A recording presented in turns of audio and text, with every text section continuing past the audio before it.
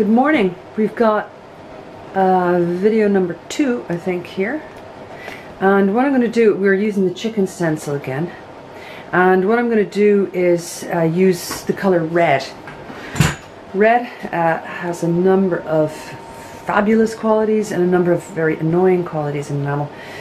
It burns off very easily, which you'll see. So do oranges, tend to burn off very easily. But the upside of using them is that they're really, really bright and they can look really fabulous. Now, we'll get to that. This is the other chicken stencil. This is the negative of the one I used for the white.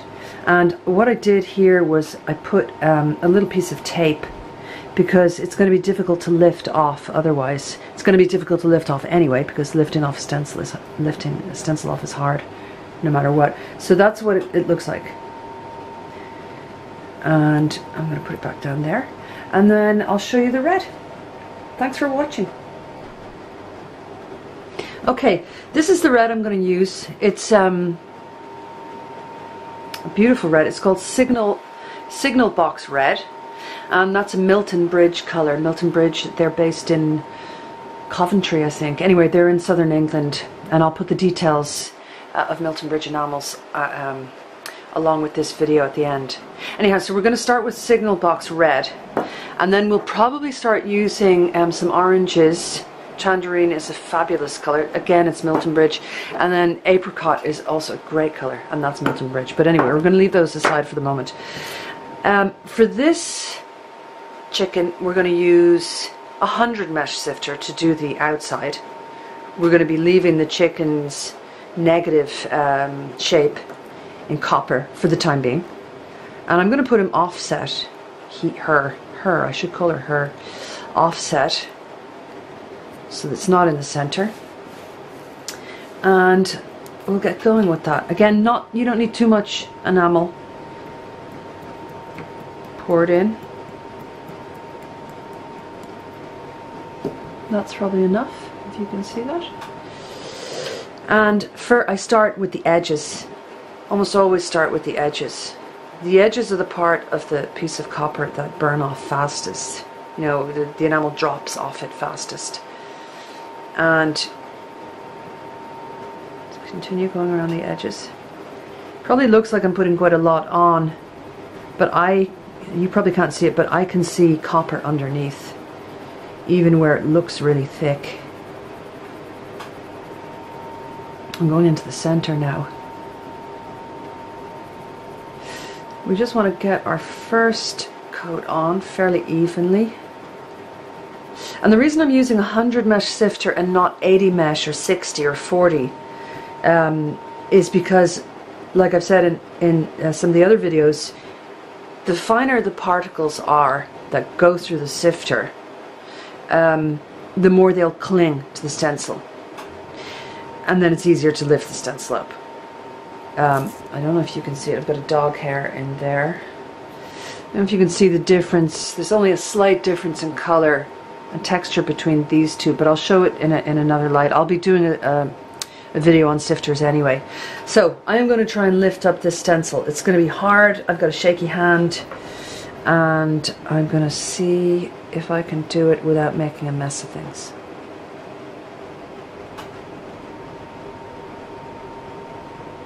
Okay, I think that was a total fluke, but it's looking good. Okay, now into the kiln with it. Let me just give you a bit more of a close-up.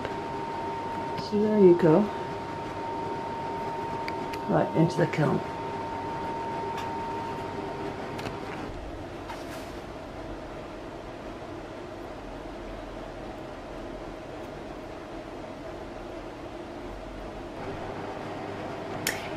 Here's our chicken.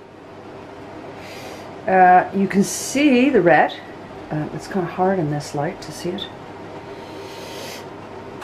Now, it looks very black. Effectively, it's because a lot of it has burnt off.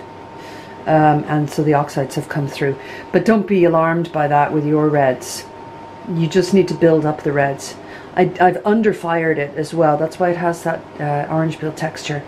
So it's not really, really glassy and smooth, because you want to underfire reds, especially if they're going directly onto copper. You can use flux. I'll show you what that looks like. We'll get to that in the videos, but I think red is one of those colors that's really, really nice just because the black comes through. Anyhow, we need to brighten that up regardless. So we're going to go for our second layer, and I'll get my enamel ready. What I might do as well here, oh yeah, I need to put my stencil back on. As you notice, I cleaned up my workstation as well.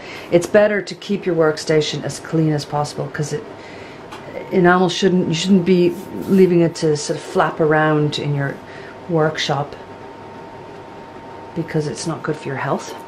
Right, we start down here since that's the most burned off area. And I'm going to go up here because I see that that's quite burned. Go around the edges again.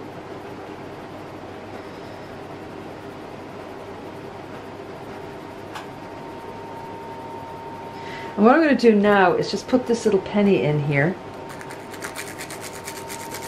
And what it does is forces the grains through with its weight. I do this kind of thing all the time with put a penny in here, but I would advise you to start just using it as is, because otherwise you can get a bit heavy-handed with the enamel. You need a bit of patience and just build it up in layers all the time. It's the best way to do it. Okay, I'm going to try again. Let's hope it's a success.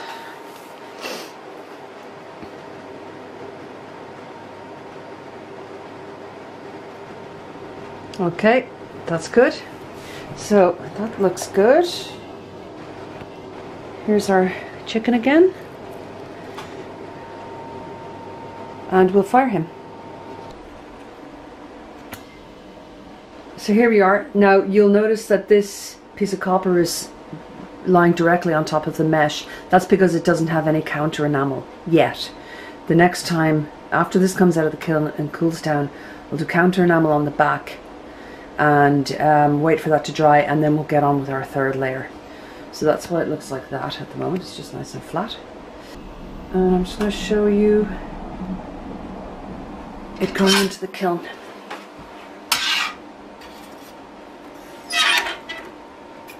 Into the center of the kiln, close the door. I'm going to set it for 1 minute 40. I think that sounds adequate. And we'll see what happens.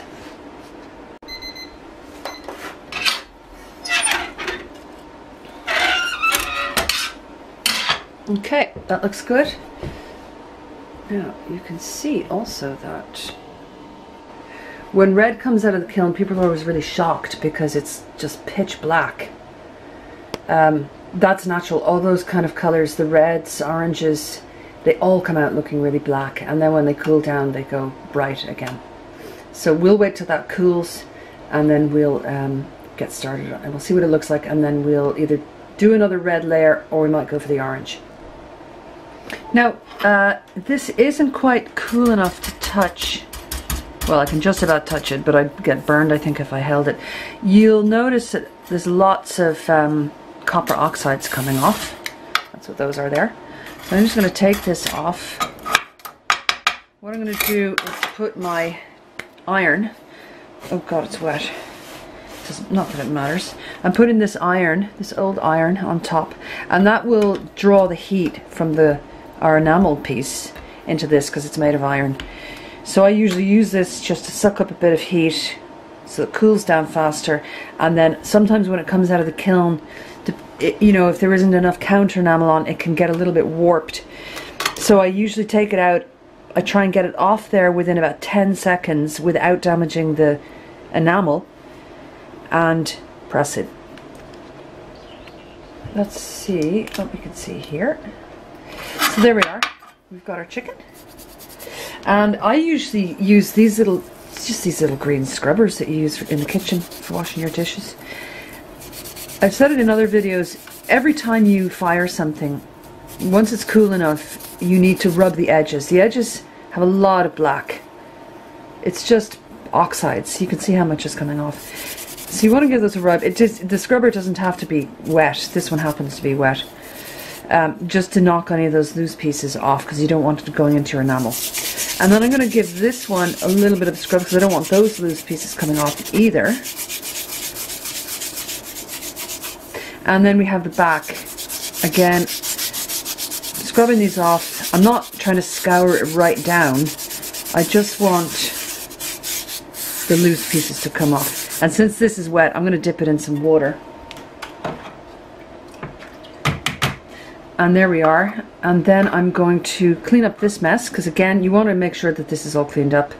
And then we'll get on to, we'll have a review of it, and we'll see. We may do a third coat of red, or we may just go straight into the orange. We shall see. I just wanted to show you closer to the light. I'm very happy with that color. It's really, really nice. I think red is a fabulous color in enamel. Looks fantastic with copper. Anyhow, I think I'm gonna go for a third layer of red, so we can get really nice and red. I'm happy to have some of this burned off, because that's one of the benefits I like about it. But we're gonna go for a third layer of red, but first I'm gonna do the back, and I'll show you that with liquid enamel. Okay, I'm gonna put on my liquid enamel, just stirring it up, and the consistency I'm going to use is sort of like heavy cream that you'd buy. You don't want too watery, because it'll just burn off. Right, so I think that's mixed enough. It may need a tiny bit more water. Actually, I think that could be a bit too... I think that could be a bit too thick. I'm going to just put literally the tiniest amount in. Yeah, a few drips is all it needs. Okay, and here's our piece of copper with our chicken. And I noticed that this guy, can you see it? He's got a cockerel emblem on his shirt in my newspaper. Okay, and like I've said before, it doesn't matter what it looks like on the back. It's purely functional, because no one's going to see the back of this piece other than me. Me and you guys will see the back as well.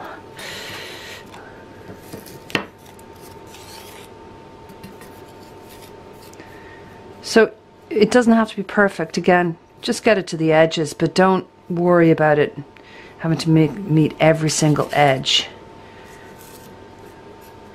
I think that's probably enough. Spread it around just like that. I think that's enough. And what I'm going to do to even it out a little bit is I'll just bash it on this thing.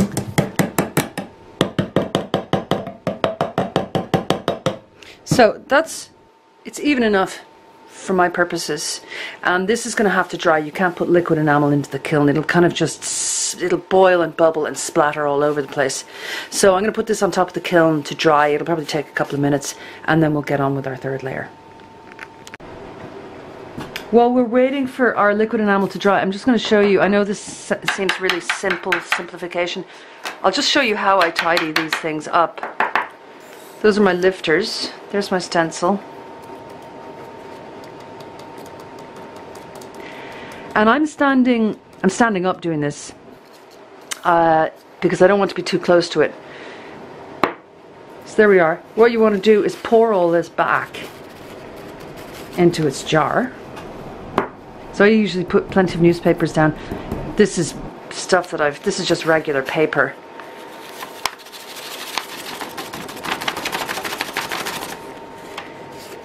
You do that, and don't crumple it into a ball, because that'll just allow the really small particles to fly around. Literally do that,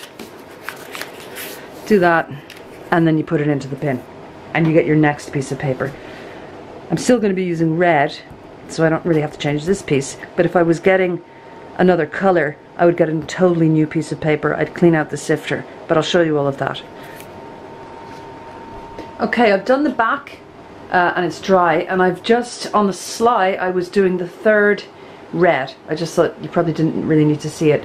But I did want to show you the fact that I made a little bit of a smooch up here, just so that Let me focus in. I'm not sure if that's working. Anyway, hopefully you can see it. And I'm not going to go and do the stencil again. I don't think there's any point. I'm actually just, what I'm going to do is move some of this enamel back to where it should be. And I'm not going to worry about the missing enamel from these two little tiny areas, because it's going to be fired multiple times and that will just not even be seen. So it's only if you make a real mess of it do you need to go back and start again. And I don't feel like there's any necessity for that. Anyway, I'll fire this and I'll be back to you. I want you to also notice, before I put this into the kiln, that it's now not sitting directly on a piece of, on the mesh, because I've got the liquid, the now dry liquid enamel on the back.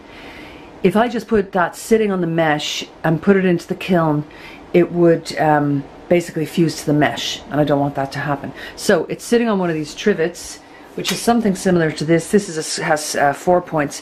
This one here has 3, but I'll go through trivets.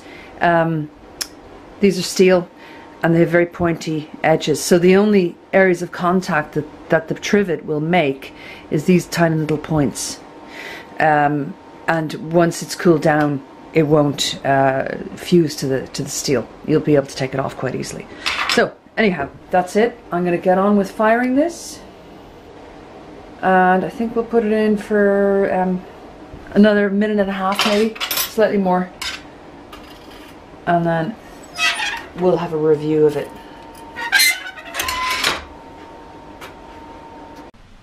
Okay, here's our red chicken. I'm really happy with that color. A little bit dark around the bottom left, which is fine. As you can see, it didn't make any difference. That little mess up with the stencil didn't make any difference. And it's got a counter enamel on the back. Let me show you that counter enamel. This counter enamel is more of an industrial enamel than the ones that I use on the front. It should be fired at a much higher temperature. Anyway, it doesn't really matter. I still use it quite a lot.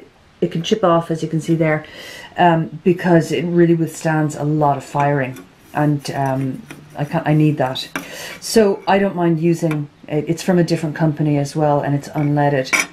But as time goes by with more firings, it'll just flatten down. Okay. Now we're gonna use our beautiful tangerine orange, and we're going to use another stencil and this piece of mesh. This is just an old piece of mesh that sort of started falling apart. It moves now, so I don't use it in the kiln. I just use it for when I'm fusing stuff using the soldering torch. Anyhow, what I'm going to do is put it like this, so we'll get this kind of mesh-like gradient as a stencil. But I'm also going to use this round stencil. I kind of want to get this chicken, you know, howling at the sun or the moon or whatever you want to call it. So I'm going to put that down first, because it'll be easier to lift this.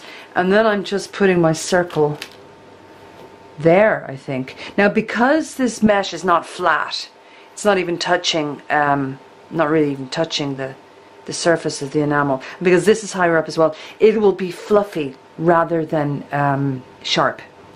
So let's get on with it. And the thing about doing these stencils is that if you don't like the stencil, you don't like how it worked out, you don't like the way it's sifted, or you've got too much on, or you change your mind about the color, before you fire it, you can just tip it off, pour it back into the jar, and start again. So let's get on with this. I'm using a 100 mesh sifter here again. We don't need much, because this is really going to be quite, and I'm not going to do it even. I'm going to kind of leave it fading off a little bit, I think. And it's easier to lift than the other stencil. You just lift it straight up. And there you go. Now, we don't want the orange on this, so I'm going to brush it off. I could have actually put that other stencil down, but it really doesn't make a huge difference. So I'm going to brush all of this off. I'm just using a dry brush. When I get closer up here to the features, I will actually wet this brush, and then get rid of it.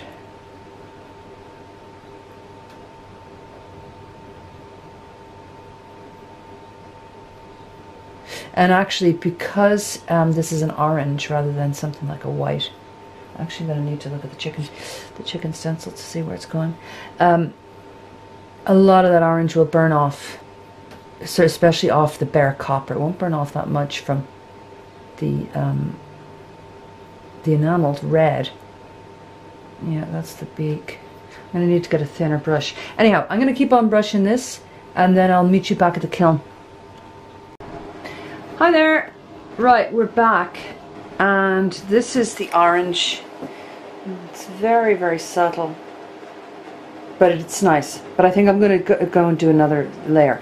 The other thing I want to show you is, hopefully you can see that it's slightly warped, which is something I don't want. I don't want it to be warped.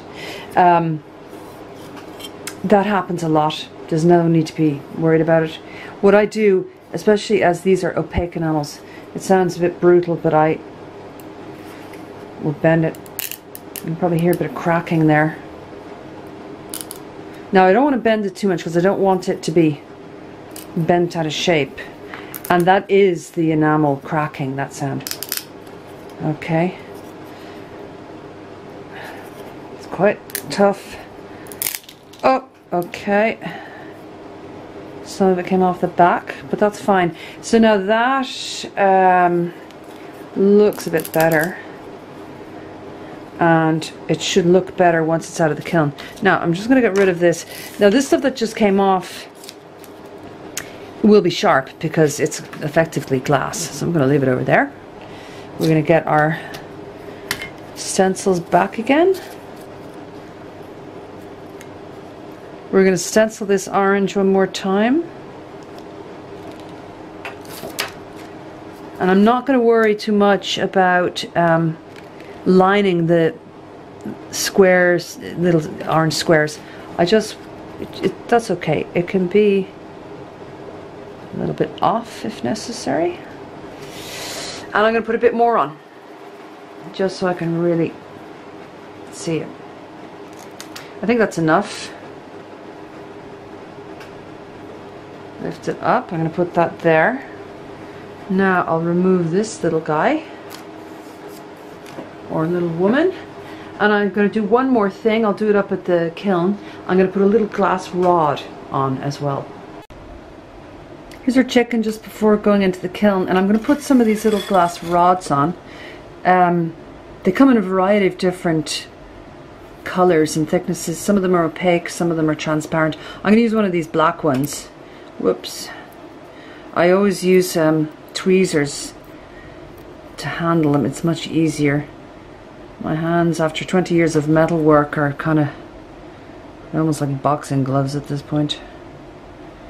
I'm just going to line it up a little bit. It's really, I'm doing this just so that the eye is drawn from up here. Everyone tends to look top left, from up here instead of down there, just so that the eye follows the image and takes it all in.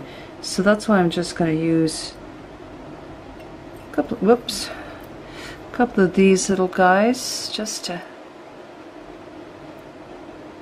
make it a bit more interesting. And put the rest of them away. Now they might wobble around a bit because they're not attached to anything, but we're going to stick this in the kiln and we're going to see how it looks when it comes out.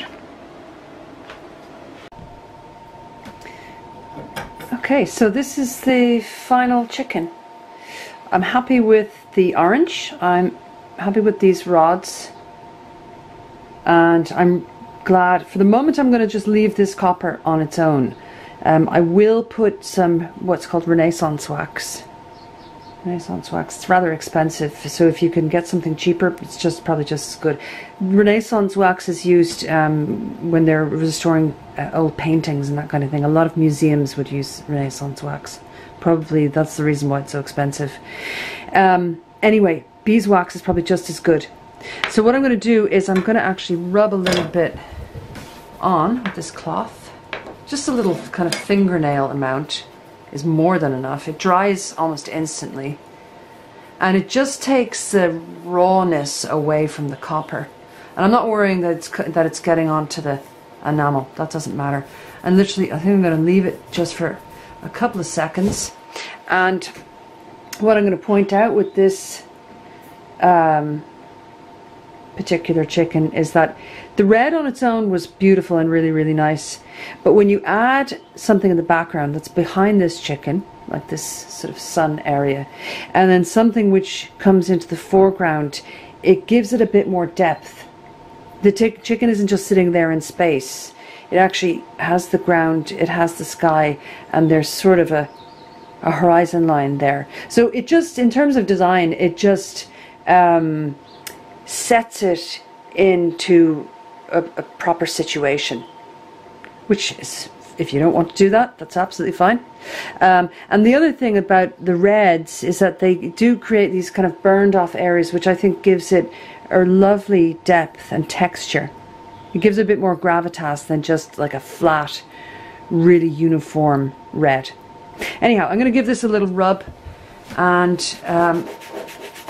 this is just an old t-shirt torn up, just a workshop rag, and that's it. I think that's, so that's just giving it a bit. You could probably put a few coats on this if you wanted it to be more have a silkier feel, but anyhow, that's the chicken.